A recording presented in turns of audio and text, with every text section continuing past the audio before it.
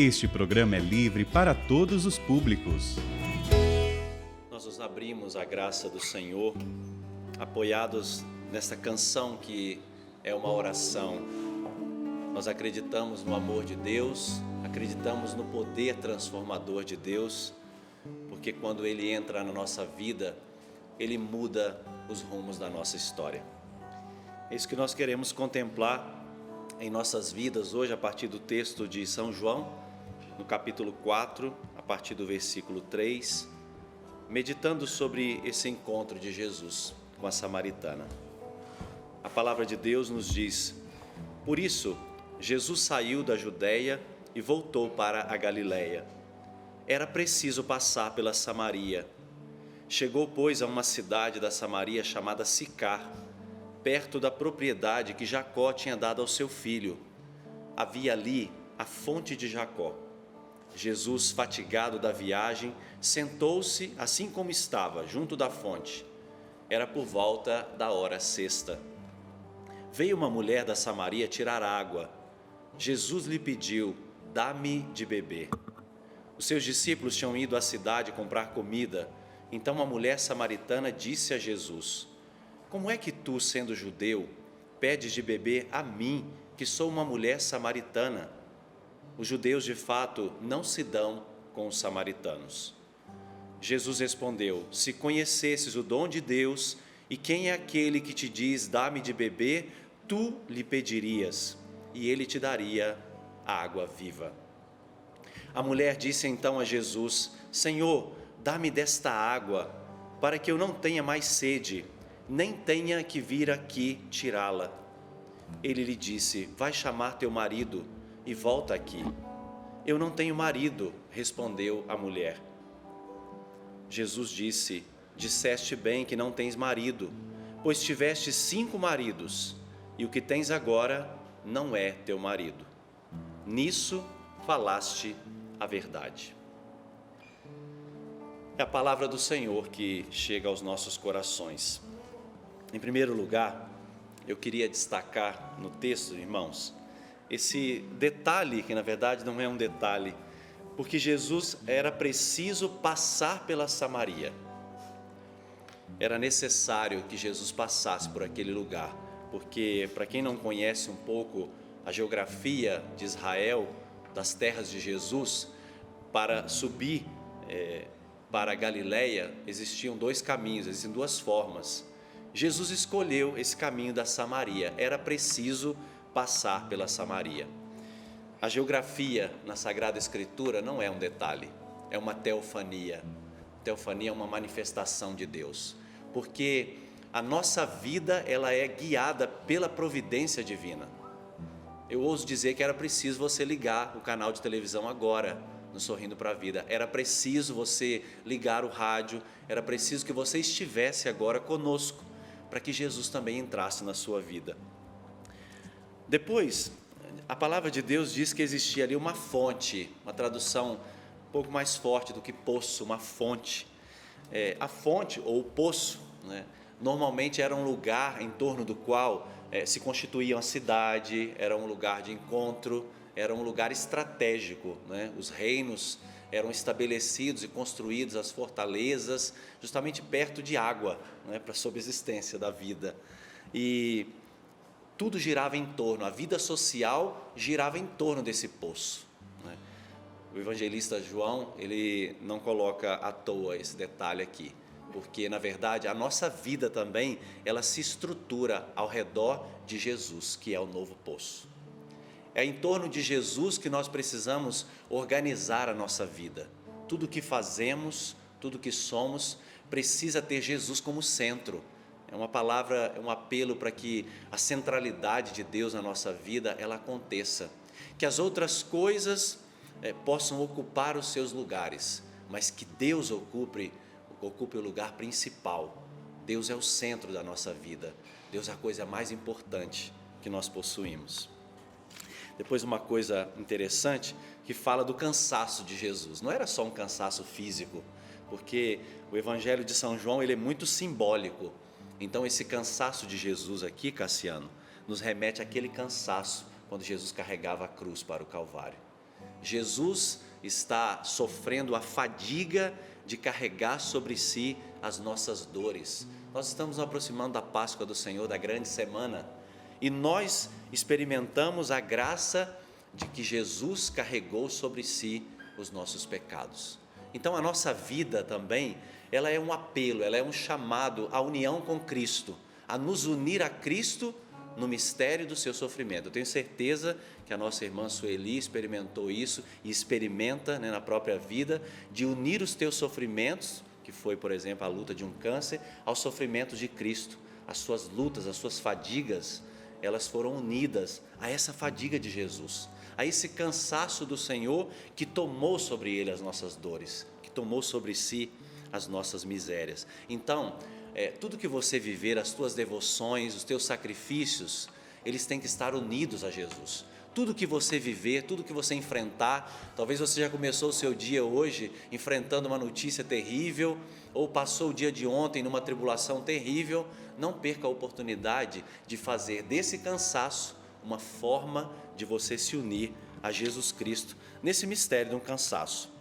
Depois, uma outra coisa interessante, essa palavra ela é rica de detalhes, é a hora em que Jesus encontra com esta mulher. A hora sexta, diz na palavra de Deus, ou meio-dia, né?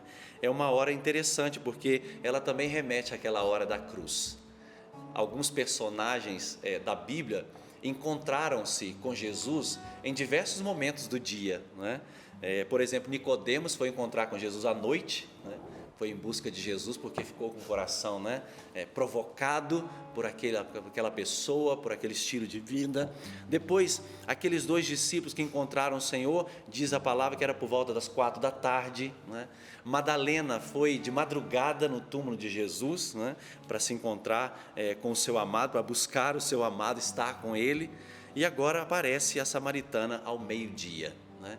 Você também tem um encontro marcado com o Senhor. Certamente Deus entrou na sua vida em algum momento. Vocês podem se recordar, né? Eu me recordo que era uma experiência de oração. Era à noite, era um sábado à noite, quando os irmãos da Renovação Carismática da minha cidade, Rio Pomba, em Minas Gerais, promoveram uma experiência de oração. Era um sábado à noite.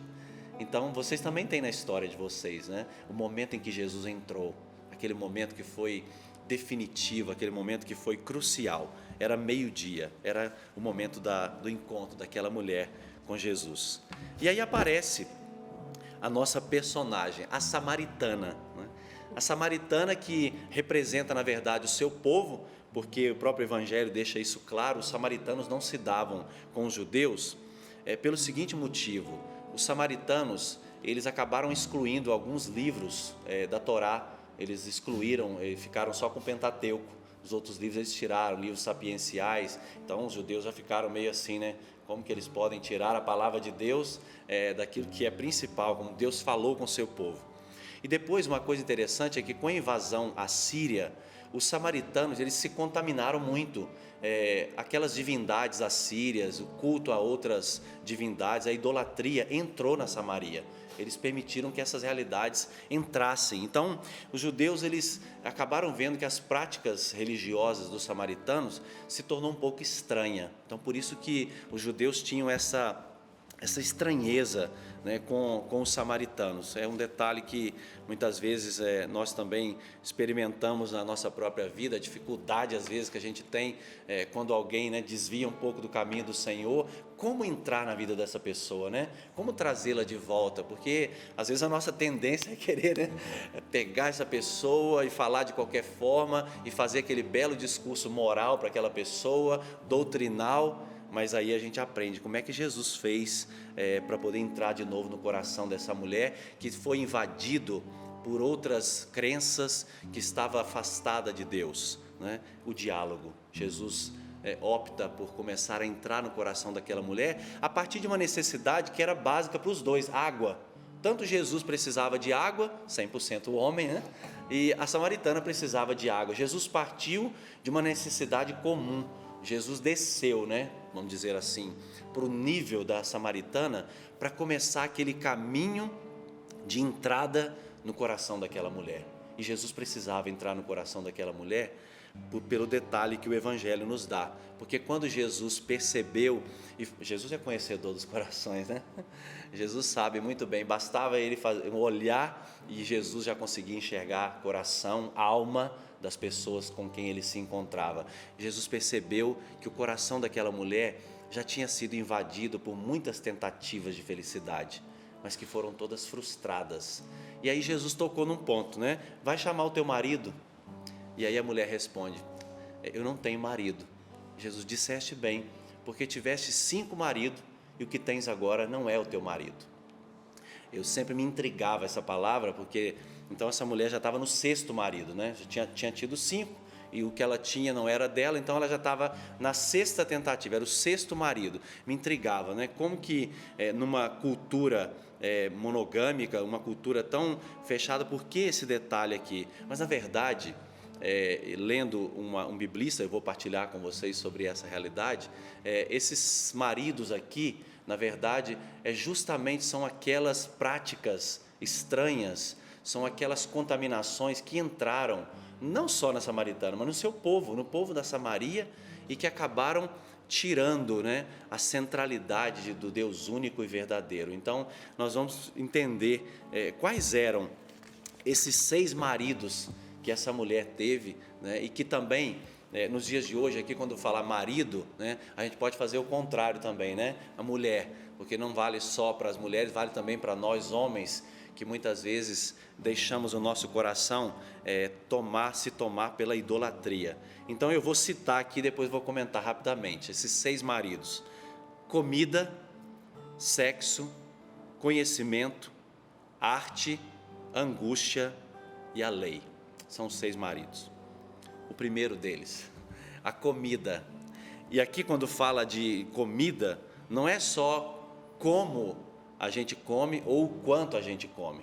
Na verdade, a comida, a relação com a comida é aquela tentativa de tentar preencher um vazio com alguma coisa, né? É tentar colocar algo para suprir uma necessidade interior. E aí, eu vou amar, por exemplo, uma pessoa para preencher alguma coisa. Eu vou amar aquela pessoa porque aquela pessoa pode me retribuir de alguma forma, algum afeto, pode me retribuir, né, uma emoção. Então eu passo a usar as pessoas para preencher um vazio, né? Isso aqui a gente pode aplicar também, por exemplo, num casamento, né? Você casa com a pessoa, na verdade ela não casa com a pessoa, ela casa com aquilo que a pessoa pode dar para ela, né?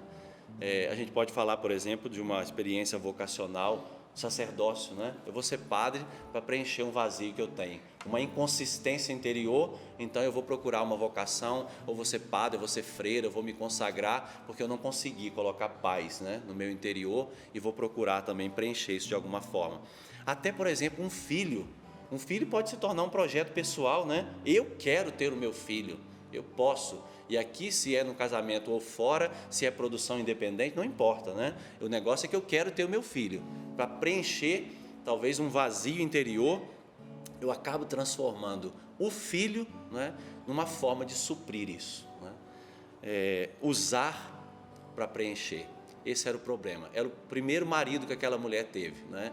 A comida aqui, não estou falando só do alimento, mas tudo aquilo que quer satisfazer essa fome interior de felicidade que eu não vou encontrar nunca vivendo assim, que eu vou precisar hoje me libertar, não é? E aqui entendam bem o termo, eu vou ter que tirar da minha vida, né, esse marido ou essa mulher, me desvencilhar disso, para que eu realmente preencha a minha vida com aquilo que de fato me traz a verdadeira felicidade. O segundo marido, né, o sexo, toca a sexualidade.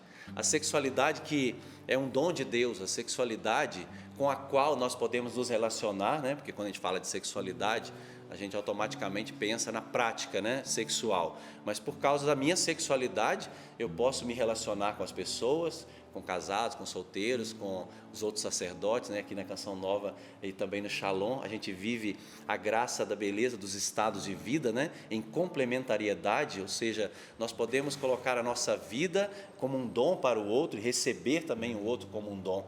Mas essa mulher casou-se com esse marido porque ela se sentia a necessidade de pertencer a alguém. O problema do desvio da sexualidade é que quando ela desencaminha, né, para a erotização e para a perversão, é justamente usar o outro, né, como uma forma de que aquele outro me pertença, né? O outro é posse, é minha posse, e eu quero também ser posse e propriedade de alguém. Esse desejo que nós temos de possuir, de pertencer a alguém. E aqui pertencer pode ser fisicamente. E aí no final você não pertence a ninguém. Porque quantas pessoas, né, que pulam de relacionamento em relacionamento porque olham a outra pessoa só em um aspecto, né, só no aspecto físico. Às vezes a pessoa se sente atraída pela outra, né, mas não conhece a história daquela pessoa, não conhece o temperamento daquela pessoa. A gente fala de muitos casamentos, né, que tiveram um fim muito trágico, porque a pessoa, ela casou com a outra, mas só numa dimensão, só num aspecto, né? Ela esvaziou a pessoa, a só aparência, casou-se com aquela pessoa só para possuí-la, né? E aí o casamento se torna destrutivo, né? O relacionamento, a gente tem, né, testemunhos de relacionamentos abusivos, a gente tem violência doméstica, a gente tem uma série de consequências porque o outro se tornou, né, uma posse. Essa mulher estava casada também com esse, tinha sido casada também com esse marido, e certamente muitos de nós, muitas vezes nos deixamos levar por isso, muitas vezes pautamos a nossa vida dentro dessa realidade. Foi o segundo marido. O terceiro marido é o conhecimento ou o saber, né?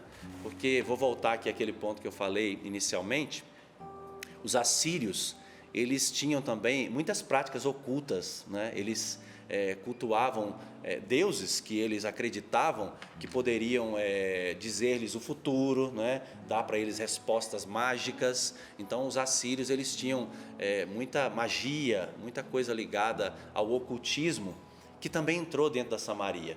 E aí, aqui que está o problema em relação ao conhecimento, é querer controlar tudo, é querer saber tudo para poder pautar a minha vida da forma como eu quero controlar todas as situações. Por isso eu preciso saber, né? Eu preciso saber passado, presente e futuro. Muitas vezes nós caímos nessas práticas, brincando muitas vezes de querer ser Deus, porque a nossa vida está nas mãos de Deus. A ninguém, né, é confiado isso. Então, essa prática aqui da Samaria, que essa samaritana acaba revelando, é muitas vezes esse mal que existe dentro de nós, de querer controlar todas as coisas, de querer pautar a nossa vida e transformá-la como se fosse numa técnica, né? Eu preciso saber do meu futuro, eu preciso ir atrás, eu preciso de respostas, né? Eu preciso de ler isso, eu preciso de ler aquilo, eu tenho que pensar se o horóscopo pode me dar uma resposta, se aquela prática oculta pode me dar uma resposta, porque eu não quero abandonar a minha vida nas mãos de Deus. Esse marido não conhecia o Espírito Santo, porque quem se deixa guiar pelo Espírito Santo sabe que a própria vida está nas mãos de Deus. É a dinâmica do Espírito que conduz a nossa vida, é a dinâmica do Espírito Santo que nos faz dar passos que muitas vezes nós nem imaginávamos, tomar decisões que nós precisamos tomar. Agora, uma coisa importante é que os frutos desse casamento com esse marido é ansiedade, frustração. Ansiedade porque a pessoa, ela não vive o presente, né? Ela quer o tempo todo estar pensando no futuro, o que vai acontecer com a minha vida, como que vai ser amanhã. Depois tem frustração, porque às vezes 99,9% dos casos, né, as pessoas são enganadas. Tem muitas pessoas, estelionatários, charlatões que se aproveitam, né, da fraqueza das pessoas, né, para dar-lhes garantias no futuro, e depois a coisa não acontece nada, né? Aí vem frustração, aí vem sofrimento, decepção, porque essas práticas não trazem felicidade, porque elas tiram a nossa vida das mãos de Deus. A sua vida está nas mãos de Deus. Então, desvencilhe-se hoje desse marido, desse desejo que você tem de controlar o seu futuro, de conhecer todas as coisas, de ter o controle de todas as coisas, de ter tudo na sua mão, do jeito que você quer, do jeito que você pensa. Mas hoje o convite é para que você abandone-se nas mãos de Deus, da providência divina. A única coisa que nós precisamos conhecer é Deus. O único conhecimento que nos basta é Deus, porque uma vez que nós o conhecemos, nós conhecemos o seu Espírito, nós nos deixamos guiar pela sua divina providência. Esta é a nossa vocação. Esse foi o terceiro marido. Quarto marido, a arte e a beleza, né? Os assírios também acabaram levando para Samaria aquela tendência das distrações exteriores, da superficialidade, para esconder algo que está lá dentro, né? A arte e a beleza foi o quarto marido com o qual esta mulher se casou, e foi um marido ditador na vida dela, né? Porque a beleza, a gente fala hoje nessa linguagem, a ditadura da beleza, né? É porque esse marido, ele é um ditador, porque na verdade ele faz você se alienar e você se distrair exteriormente, para que você não toque uma realidade que está lá no teu interior, né? Por exemplo, o álcool, alguém que se deixa dominar pelo álcool, para que os problemas, né? Acontecer um problema no seu trabalho ou na família, eu vou correr para o álcool, ou eu vou correr para a droga, para tentar superficialmente mascarar aquele problema que está lá dentro, né? Talvez você não tenha a coragem, a estrutura interior para enfrentar um problema, uma frustração, para enfrentar uma dificuldade com os filhos, e aí vai recorrer ao álcool, não é? Que é uma forma de superficialidade, para não resolver um problema que está lá dentro. Mas a questão da arte, da beleza, toca também a questão da aparência, não é? Muitas vezes a superficialidade, para poder não tocar numa realidade, me faz buscar, não é? Os instrumentos, os meios, para que eu possa mascarar, né, um problema interior. E aí eu preciso, a todo custo, né, retocar do lado de fora, para não tocar do lado de dentro. É um bom trocadilho. Eu tenho que retocar do lado de fora, para não tocar do lado de dentro. E aí a ditadura desse marido, né, muitas vezes levam homens e mulheres, viu? Estou falando só aqui das mulheres, não. Homens e mulheres a se tornarem escravos e escravas, né, da beleza exterior. Não estou falando aqui do cuidado básico, né, que a mulher ou o homem precisa ter, né, com o seu corpo, não, pelo amor de Deus, né? É bonito ver uma mulher bem cuidada, né, você poder colocar a sua maquiagem, você poder se enfeitar no sentido de reconhecer aquela beleza interior, mas isso precisa acontecer quando se casar com o interior, né? Quando o exterior, na verdade, está refletindo um cuidado interior, o cuidado que a mulher tem também com seus sentimentos, com a sua vida espiritual. Isso vale também para o homem. Então precisa ter equilíbrio, não pode ser uma coisa desequilibrada, não é? Nós temos que justamente viver nesse equilíbrio. E esse marido cruel, né, levou essa mulher a se preocupar com a superficialidade, se descuidando da interioridade. Nós não temos que ter medo de assumir, né? Nossos 20, 30, 40, 50 anos, 60, as rugas vão aparecer, os cabelos brancos vão surgir. Só dando esse exemplo, nós não temos que ter medo, né, da maturidade. E o que a maturidade nos pede? Nós temos que ter a coragem que o nosso interior realmente reflita o nosso o exterior reflita aquilo que está no nosso interior, né? A gente não pode se perder nas distrações, né? Como o Titanic afundando e o povo na orquestra, né? Tocando, como se nada tivesse acontecendo, né? Então tem coisas importantes para você ver dentro do teu interior que talvez estejam sendo descuidadas. Foi o quarto marido com quem aquela mulher se casou. Quinto marido, agora vem o marido que é o cobrador de impostos, é o que traz a conta. É a angústia, porque depois de toda a realidade aqui frustrante, né, essa mulher tocou naquilo que é um mal dos tempos de hoje, né, que eu sou vítima da vida. O que eu fiz com a minha vida? O que eu fiz com as minhas escolhas? O que eu faço agora com a minha vida? Como que eu posso agora redirecioná-la? E aí, muitas vezes a tentação, nesse momento, como eu não consegui nada na vida, como só foi frustração, e esse marido agora chega para cobrar a conta, e aí eu não quero pagar, então eu vou começar a buscar culpados. Quem é que é culpado de tudo isso, né? A pessoa entra naquele mecanismo chamado vitimismo, né? A culpa foi daquele, a culpa foi daquela, a culpa foi do meu pai e da minha mãe que não me amaram, a culpa foi daquela pessoa com quem eu casei, a culpa foi... Aí a gente começa, né, a procurar os culpados, porque isso nos coloca numa atitude muito cômoda. Eu sou vítima do que me aconteceu.